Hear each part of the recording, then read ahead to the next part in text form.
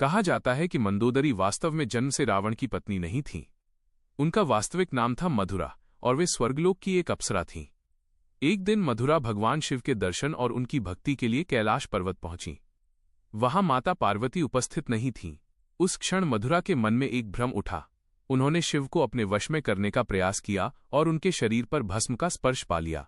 कुछ समय पश्चात माता पार्वती लौट आईं। उन्होंने जब मधुरा को शिव की भस्म में लिपटा देखा तो वे क्रोधित हो उठीं। उनके क्रोध का परिणाम हुआ एक भीषण श्राप।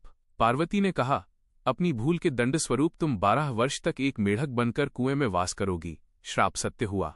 स्वर्ग की अप्सरा मधुरा अब एक छोटे से कुएं में अकेली, असहाय और दुखी जीवन जीने लगी।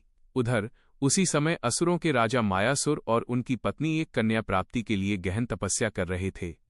12 वर्षों तक वे एक ही संकल्प में लीन रहे। 12 वर्ष पूरे हुए और श्राप का समय भी समाप्त हुआ।